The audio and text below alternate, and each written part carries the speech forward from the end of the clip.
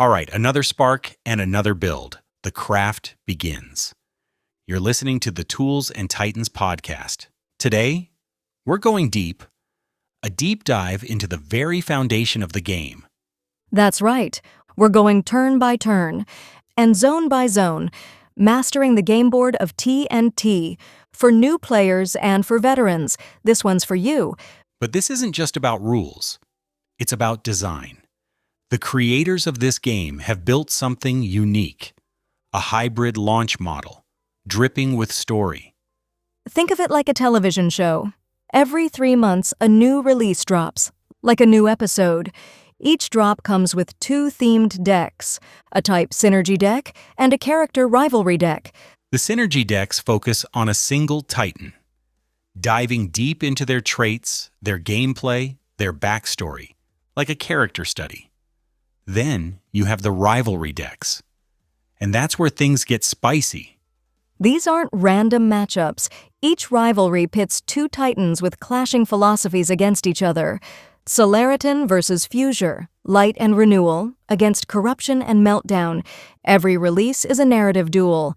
A story that unfolds, deck by deck. And that story is played out through a simple, elegant process.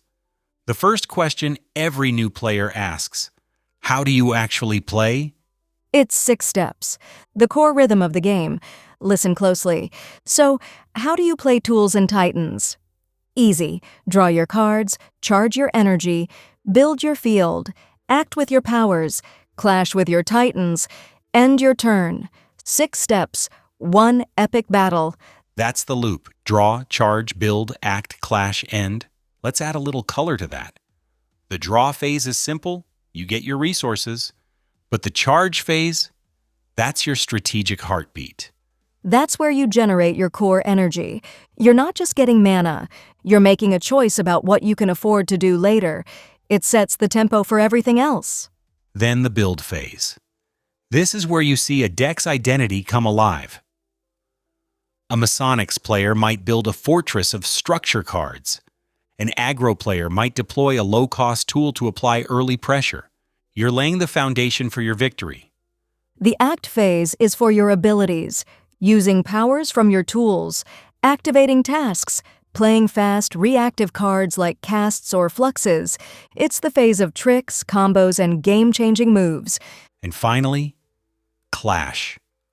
The battle, where titans or structures go head-to-head. But where does all this happen?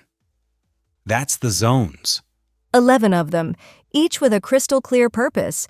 It's what makes the game strategic, thematic, and so immersive. All right, let's start the zone-by-zone analysis. Zone 1, where the sparks fly, the Frontline Forge zone. Your core battlefield, the primary stage for action. This is where you deploy your tools, your active structures. This zone, it anchors the entire tempo of the game. It's where you see a Titan's craft made manifest. It's where tool Titans deploy their inventions. And where the Rustborn spread their decay and corruption. Direct player versus player conflict lives here.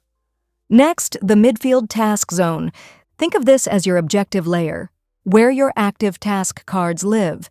It's vital for Ascension, for synergies, and for those desperate fail-forward loops. A Titan like Drafter, the architect, lives here. His tasks might be lay the foundation or complete the blueprint. Fulfilling them isn't just a victory condition, it's a narrative beat. You are building something grand. Now for an interesting one, the Center Control Zone, a shared hotspot, purely PvP, shrine mechanics, contested relics. This is where mirror matches get tense. So you don't place your own cards here. You fight over it. It might hold a shrine of order that both players want to control, or an unstable rift that affects everyone. Exactly. It encourages direct conflict, asymmetric targeting, a battlefield no one owns and everyone wants.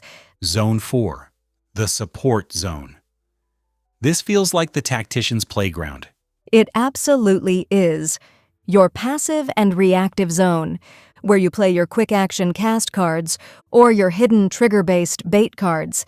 It's a low-tempo field for setting up devastating combos. This is the zone for mind games, forcing your opponent to wonder, what is that face-down card? Is it a trap? A counter? Mastering the support zone is mastering deception. From the tactical to the cosmic, Zone 5-, the Weavefield zone. This is the global spell effect layer. Auras, surges, pulses, they all live here.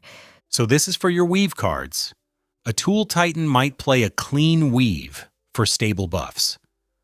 But a Rustborn player could introduce Red Mesh, a corrupted chaotic weave that damages everything over time. The heart of mechanics like instability and raw power, it's the magical or technological atmosphere of the battlefield. All right, halfway through. Let's talk about where things go when they break. Zone 6-, the Junkyard.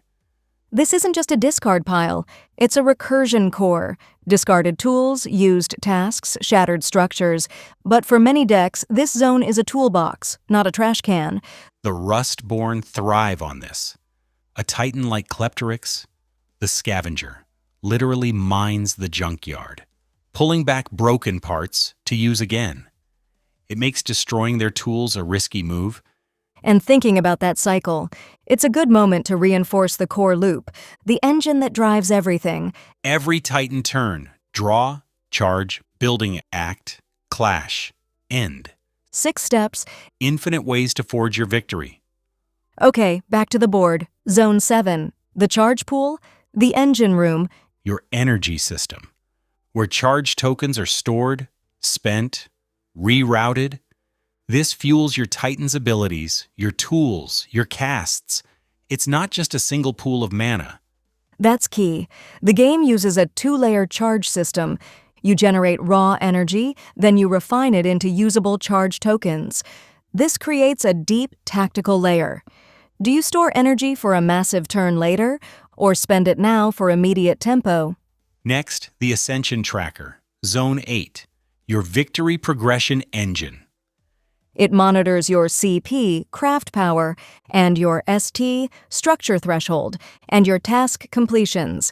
This is what unlocks your Titan's ascended form. So it's a meta progression hub, integrating your in-game strategy, directly with the lore of your Titan ascending to a higher state of being. And to help, you have Zone 9, the task panel, a visual interface. It just adds clarity for what's happening in your Midfield Task Zone. No forgetting triggers or active missions. Crucial for complex matches, and amazing for the solo and co-op modes. Precisely. Now for something more dangerous. Zone 10, the Zone Hazard Tracker, the game's environmental layer. So this is where you track global modifiers. Scorch tokens left by Rustborn attacks. Game-wide instability from a chaotic weave. It introduces timed chaos and environmental threats. It's used heavily in the Crucible PvE campaigns, and it's essential for Rustborn decks that want to watch the world burn, making the battlefield itself an enemy.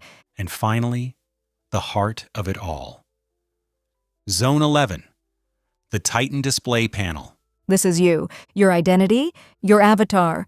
It hosts your active Titan card, showing its power, its readiness to ascend. It anchors the entire theme of your deck. Your Divine Engineer, or your Rustborn Avatar of Ruin. Which brings us to the characters themselves, the Titans. The main stars are the 12 Tool Titans. Each is themed around a real-world trade, but with a mythic industrial flair. Valara, the storm-wielding electrician. Fusio, the explosive, passionate welder. Masonics, the defensive, fortress-building stonemason. Each Titan has unique mechanics tied to their trade, and each one has an elemental tie. But most importantly, every single one has a corrupted counterpart. And that's where things get dark. The Rustborn. Each Rustborn is a twisted reflection of their original self, a philosophical corruption. It's what happens when their core ideal goes unchecked. Creation becomes rampant destruction. Stability becomes oppressive control. Take Voltara.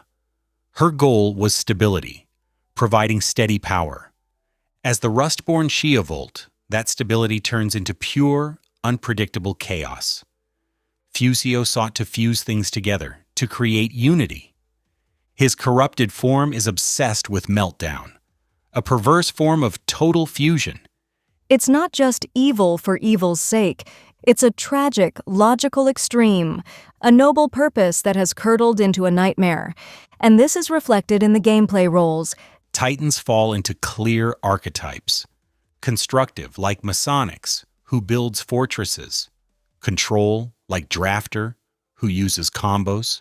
Aggro, support, and even metawarp, like Machinara, who can literally warp time and the rules themselves. And this brings us back to the game board. To design integrity, how do you ensure every card has a logical, thematic home? Let's look at a few key examples. Let's start with a tricky one. Echo form cards. Why do they start in the Weavefield? Because they aren't built like a tool in a forge. They're temporary constructs, magical echoes summoned through the weave. They flicker into existence there, briefly manifest in the forge to attack, and then fade into the junkyard. It's pure narrative mechanics. What about the difference between a Tool Titan's cast card and a Rustborn Scorch card? They seem similar. They're both fast, reactive plays, but their destination shows their philosophy. A cast card is a precise burst of energy or a tactical maneuver. It's played from the support zone, a place of control and planning.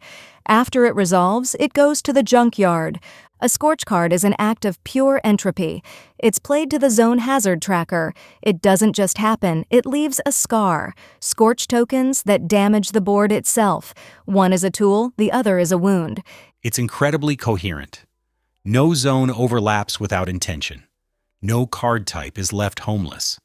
The entire system is flexible enough for any mode of play. Player versus player. Player versus environment. Or a narrative campaign. Exactly. It supports every kind of deck. Corruption and recursion, control and combo, it all has a place. And narratively, it just clicks. Tools in the forge, tasks in the field, energy in the pool, and the Titan, your Titan, overseeing it all. It's more than a game board. It's a mirror for the world it builds.